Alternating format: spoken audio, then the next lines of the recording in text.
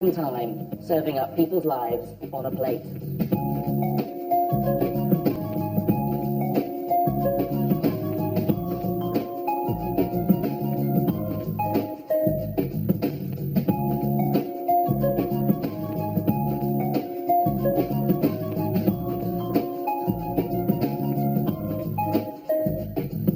Everything we eat and cook paints a revealing picture of who we are and how we live our lives. Which is why we'll be taking a culinary trip down memory lane with our very special guest. Now, perhaps the first thing to say about today's guest is that he's an intensely private man who finds himself reluctantly in the limelight over and over again, thanks to his wit and his wry observations of English life. He's entertained audiences and viewers on stage, in the cinema, and most notably with his landmark television series, Talking Heads. We had a spot of excitement yesterday. We ran into a bit of Mother's past. I said to her, I didn't know you had a past. I thought I was your past. He's won critical acclaim at every stage of his life. With Beyond the Fringe in the 1960s, The Madness of King George in the 90s, and most recently with his play The History Boys, which won a staggering 6 Tony Awards. Yes, I'm extremely privileged to be spending some time in the kitchen with playwright Alan Bennett. Coming up on today's show, Alan remembers eating out with Peter Cook and Dudley Moore. Peter Cook particularly was very much a man of the world. Patricia Routledge, the woman behind Hyacinth Bouquet, remembers dining out with Alan. Alan, it's down memory lane. There was an intake of breath, and you said, oh, no, not white meat. And he confesses how his mind was on other things when his Broadway hit The History Boys won 6 Tony Awards. The doorman adjusted my tie without so much as a by your leave, and he was the first of about 20 people in the courtroom. He said, oh, excuse me, and everybody adjusted my tie.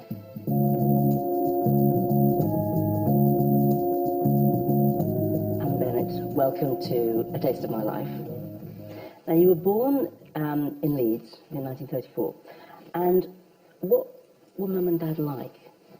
Well, my dad was a butcher. They were quite shy people. They both cooked in the house, and you couldn't distinguish really who had cooked what. If my mother had cooked it or my father had cooked it. They didn't make a lot of what he called splother about it, but he just could cook. But the way they cooked, both of them cooked meat for a long, long time. You never had anything rare or medium rare. Even though he was a butcher? I never had even a medium rare steak until I left home. And so presumably, your father was cooking, stews and pies and... Yes, and the favourite was meat and potato pie. Pre-war dishes like Alan's dad's meat and potato pie are rarely made today. It's a real shame, as this is an old-fashioned stomach filler. Again, we'll be done with stewing steak, I suppose, and with a lot of fairly thin gravy. Take your time cooking the meat. As ever, the longer cooked, the longer savoured, giving the pie a much richer flavour. The crust would be soft underneath and crispy on top. And I think that was my brother's favourite as well as mine. He runs exactly the same dishes as I do. It's the best bit. It's pastry. It's that little soggy bit underneath. Yes, that's right. Yes, a good old-fashioned crumbly pastry is the best topping for this dish. This is the sort of thing that you'd eat at home midweek, or... Yeah, but well, I don't think they'd put potatoes in it, would they now? I don't know, maybe. I've never seen one since I've certainly never eaten one since I was a child. But you wouldn't have any sort of formal meals, would you? There wouldn't be the dinner party. No. Well, the nearest you get to that would be high tea on a Sunday, but then that would be opening a tin of salmon. That would be the high point. Did you have proper breakfast? Like a proper... No, my mother always thought everybody else in the nation did, but we didn't. She always assumed that every other family sat down to a cooked breakfast, and they went off to work or school or whatever. I think she probably never thought that she made it as a proper housewife, I think, really, and that was one of the reasons. But she also thought that the life that you read about, or she read about in women's magazines, was the life people led. So she thought people had coffee mornings and stuff like that. And you know, it's total fantasy. In 1944, he gave up his job at the co-op and went to work for a butcher in Guildford. This butcher, besides running a butchering business, also ran a horse meat business on the side. And he used to go and fetch these carcasses on a big lorry, and sometimes I'd go with him on this lorry out into the depths of Surrey, and in the middle of a field there'd be a cow or a horse that had died a few days previously, so it was all blown up and with its legs yeah. And they'd winch this onto the lorry, and then they'd bring it back to a slaughterhouse in Guildford and dismember it. And aged 10, I just used to sit there and watch this and not be nauseated or think anything, you know, it was terrible. I just thinking, well, that was my life. All the sweet things, they're the things that I remember when I was a kid. Yes, the thing Mum used to do best was custard. We didn't call it custard tart, we just called it custard. But it was in a pastry case with custard and nutmeg on the top. A timeless classic, the Nectar custard tart, making sure the milk is hot enough when stirring it into the eggs and sugar. They were quite deep. They weren't like thin sort of French custard tarts. They were quite plump and thick. A deep layer, and it's quivery and wobbly. Yeah. A disaster sometimes when somehow the custard went under the pastry. I don't quite know how that happened. And it is that little bit of nutmeg or cinnamon on top. A nifty tip for not spilling the filling is simply to top it up once it's already in the oven. May I offer you a little bit of custard? Yes, I hope it's going to be as good as the ones you remember from home. Well, it's the right size. I think you described home life at one point, I think, as a celebration of ordinariness. Well, yes, yeah, except that when I was going through it, I wasn't inclined to celebrate it, I think, probably. I just rather wished it was less ordinary, but no, that tastes the same. No, that's lovely. It didn't seem ordinary then? No, it did seem ordinary then, that was the thing. You just thought, how will I ever get out of this? And how will I ever get out of Leeds? But my mother had a thing about, later on in life, she thought everybody had cocktail parties. And she couldn't pronounce cocktail, she always called it cocktail. And when they moved from Leeds to the village, she thought they ought to entertain and maybe have a cocktail party.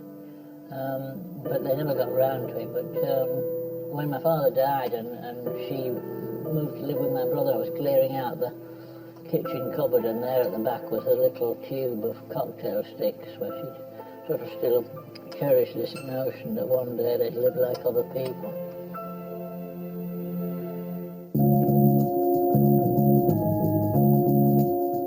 In the mid-1950s, Alan left home and went to Oxford University. It was during this time that his culinary experiences slowly started to mature. That was really the first time I'd eaten out at night. I'd never eaten at night before. I can remember, and it was only about 8 o'clock or one, it wasn't late at night, but I remember thinking, oh, this is really living, actually. But there weren't that many cafes there, and still there weren't that many restaurants open, still. I mean, it was still fairly austere. I had a thing about eating in public.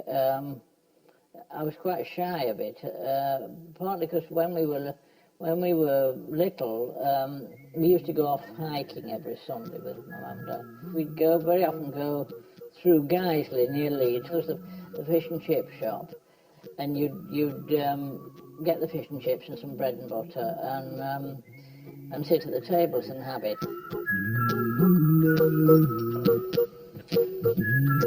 There was a big notice saying patrons must not eat their own food. My mama always insisted on taking our own bread and butter, and so, we'd be having the fish and chips, and then she'd kind of smuggle slices of bread and butter onto the table. And of course, I was petrified we'd be found out and turned out of the place. Here's a little song I wrote. You might want to sing it note for note. Don't worry. It remained with me really for years afterwards, this notion that I was going to be shamed in a restaurant. The shame of being Yeah. called. When you worry, you make it down. But don't worry. The counters were always quite high up and you couldn't see over the counter. And so it was quite a mysterious process. What's your particular point when you knew what you wanted to do? I never had a notion that I was a writer for a very long time. And in those days, you used to have to put your profession in your passport. And my profession in my passport was teacher, from when I used to teach at Oxford. And I didn't change it from teacher to writer until I'd written, I think, probably 3 plays.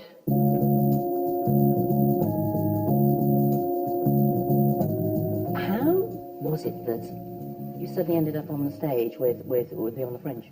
In my own college, they used to have what were called smoking concerts, and so I started writing sketches for those, and then somebody picked that up and said, did I want to go to the Fringe of the Edinburgh Festival with a review, and I did in 1959, and that turned out to be Beyond the Fringe. So it was a sheer accident, really. Then we did start eating in much grander style. I mean, Peter Cook particularly was very much a man of the world, and so, but we all, and he sort of introduced us to it. But we used to go to a French restaurant on Cranbourne Street, opposite Leicester Square Tube, called Chez Solange.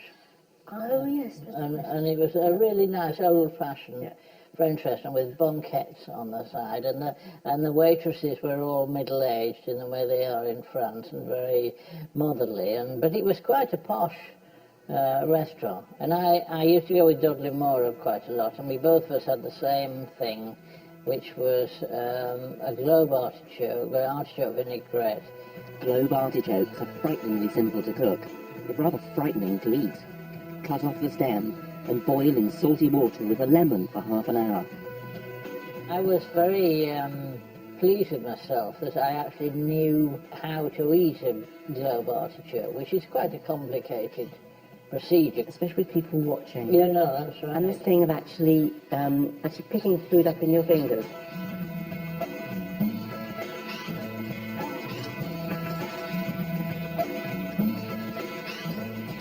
I think the only one I've eaten in public, I didn't eat the check. Oh, I got to really? that point where I thought, I know I'm supposed to eat this, but I wasn't quite sure how to. Right. And I didn't really want people to know I I'm didn't. very sophisticated. Really, I mean, if you think about it, at this point, you must have felt perhaps, I'm actually quite successful. Because it was certainly very, very well reviewed. Oh yes, no, it was, but when you're young you don't think like that. You know, it's not something you've striven for, it's just happened. Maybe you don't enjoy it as much for that reason, I don't know. Only when you can easily detach the leaves with a light tug will you know this creature is ready to eat. This is the sort of food that I would be really quite terrified of if somebody presented me with this when I was younger. I wouldn't know what to do with it. Nightmare to eat if you're having lunch at Buckingham Palace, I'd have thought. Or possibly anywhere that you don't want to make a mess.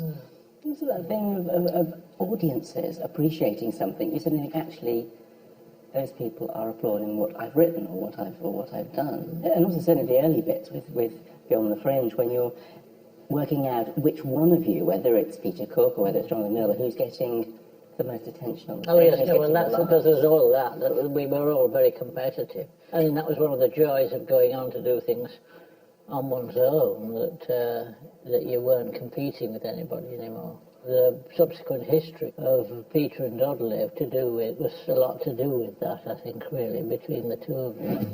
Still to come on A Taste of My Life, Alan reveals his frustrations with cooking. You go to all this trouble and you cook these elaborate meals, and then all people do is eat them. He tells us the simple secret to his rice pudding.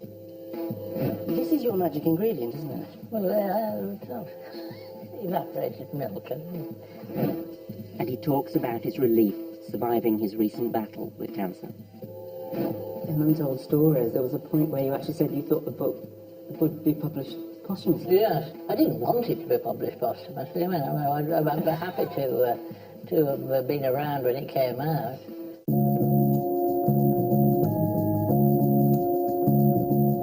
So I'm absolutely fascinated by the thought of Alan Bennett, the cook. And what sort of cook are you?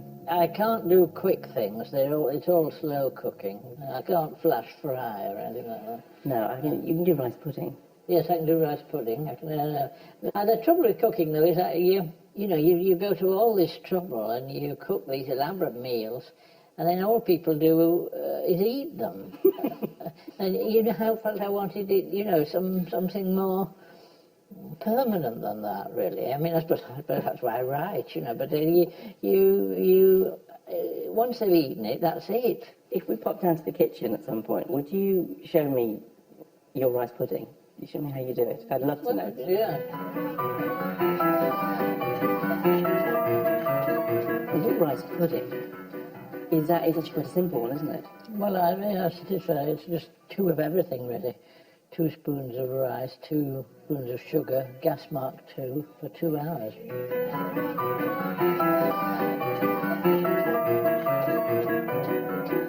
Now, this is your magic ingredient, isn't it? Well, evaporated milk. So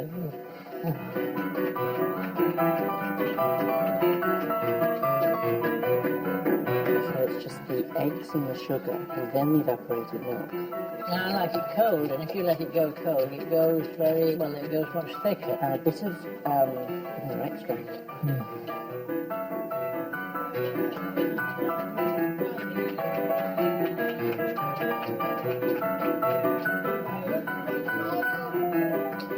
You put anything on yours? You put cinnamon or anything? No, just nutmeg. Sometimes have some jam with it. Do you stir your jam in or leave it in the lumps?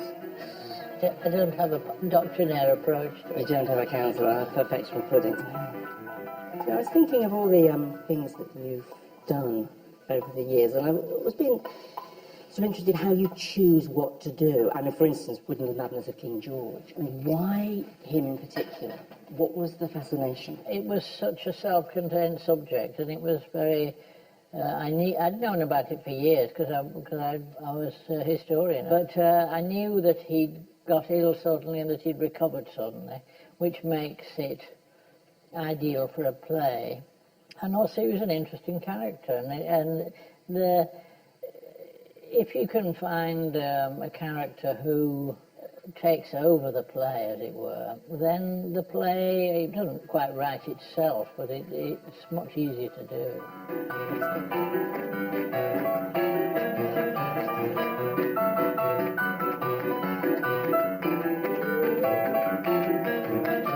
Oh, it's lovely, isn't it?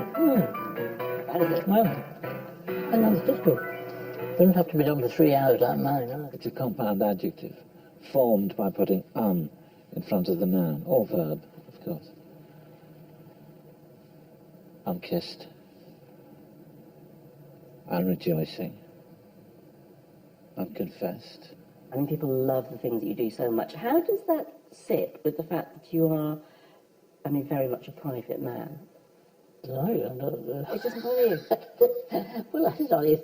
You just try and be as gracious as possible. I mean, you avoid as much of the hoo-ha as possible, or I do, but... Well, you've avoided a few award ceremonies. Yes, but at the same time, for instance, the Tonys, we went over for the Tonys, and I'm glad we did, and I was wearing a bow tie, a bow tie that I tied myself, and it was already on the skew, I mean, when we left the house. When we got out of the cab, the doorman adjusted my tie without so much as a by your leave, and he was the first of about 20 people in the course of the evening said, "Oh, excuse me," and everybody adjusted my tie.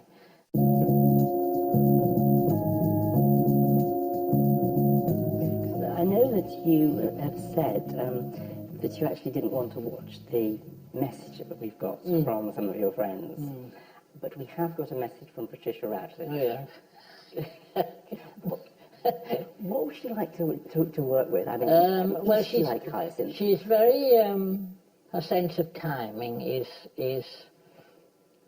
superb. I mean, it literally is split second in the sense that she can look at the audience and look at the camera in the same second. And very few people can do that. Well, I know you don't want to see her message until later, No. but the viewers, I know, would love to see it, and so would I. Alan, it's down memory lane, which I know you love.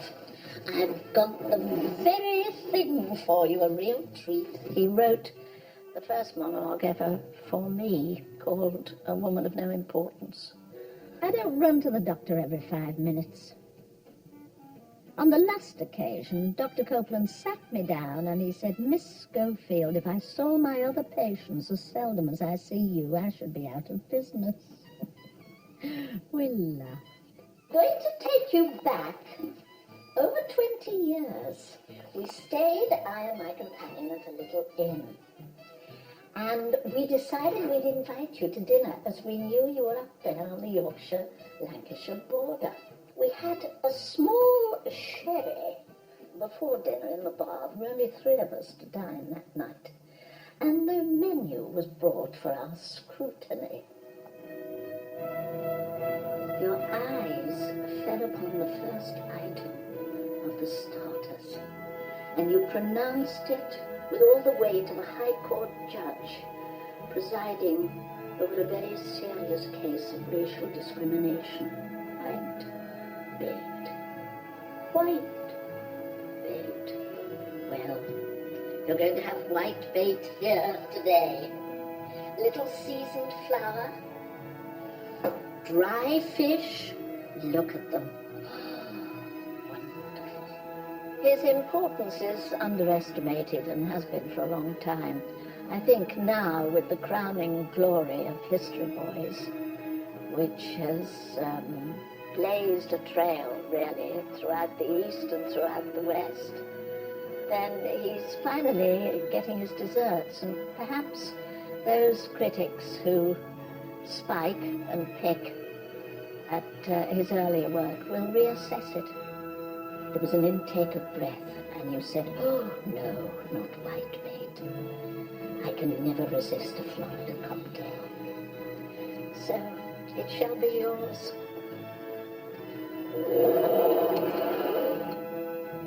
Complete with maraschino cherry, of course. I should have deep red fingernails in my hair falling over my face. But I had a lot to do this morning. I shall join you. Bon appetit. I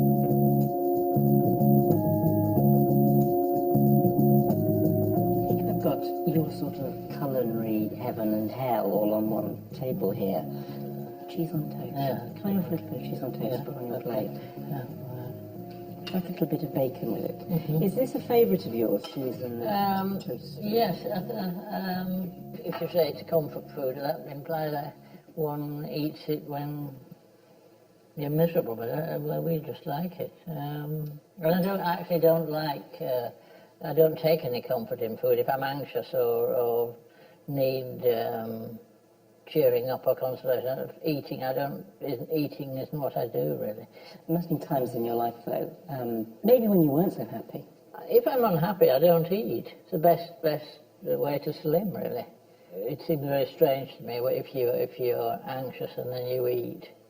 But I'm interested that you don't find there's ever been a moment that you wanted to desperately turn to a bit of cheese on toast to make yourself feel better. That's comforting. That's what I call comfort food. Well, It makes me feel good. I don't need comforting. There is a picture of Alan Bennett that is painted that is quite comforting. It's quite a cuddly thing, but you aren't happy with that. Well, it doesn't feel like me. You don't recognise this image of him. When I said earlier on about when I was a child watching these carcasses being dismembered, and I feel that's much closer to me than the toasted tea cake notion, really. And And now, for Alan's final feast, I'm rustling up a coffee and walnut cake.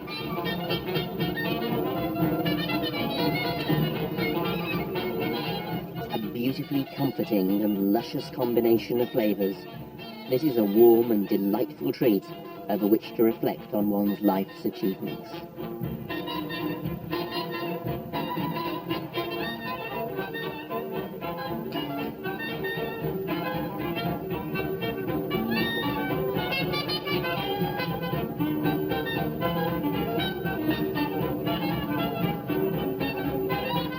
Plenty of buttercream. This will have you gasping for breath if you tackled it on your own. And rounding it all off, Alan has requested that old reliable, a good old-fashioned cup of tea. I want to think of a final feast as actually being incredibly lavish, a table full of food, but in fact, yours is sort of elegance in its simplicity, really. I can't imagine being hungry in the circumstances, so that's partly what it is. And the notion of a final feast seems to me rather suspect. What next? What next? What? No. Not next to eat. No, I don't know. I just more of the same, probably. I hope. I mean, I'm just thankful to be still employable, really. Is there anything that you haven't done that you'd like to do? I don't see anything like that. I can just see it in terms of, going to the table each day and just trying to do a bit more, that's all. Are there any regrets? I mean, not necessarily work-wise. Well, it all depends what sort of life you want, really. I mean, a writer's life it's quite a dull life. Unless you're that sort of writer, you don't necessarily travel very much. And I would probably like to have seen more of the world than I have. But then on the other hand, I understand what Philip Larkin meant when he said, I wouldn't mind going to China if I could come back the same afternoon. In theory, I'd like to do it, but probably. Something you said when you weren't very well last year, and when you made the comment about it being a bore, about your illness being a bore, do you find that since then, since your recovery, that you have changed what you do? Or, do you find there's any sort of urgent need to do something? No, it speeded up writing untold stories. Other than that, I don't think it's made much difference. It ought to do in conventional way of thinking of any life-threatening illness. There's a point where you actually said you thought the book would be published posthumously. Yes, no, I did certainly think so. But that made it easier to write in a sense that it loosened me up to write it. But I didn't want it to be published posthumously. I mean, I'd be happy to have been around when it came out. You didn't say anything. But if I ate food like this, it would be posthumous, really, wouldn't it? I mean, this isn't exactly healthy fare. Alan Bennett, thank you very, very much for being a guest on A Taste of My Life. Thank you so much. I've enjoyed it. I've eaten far too much.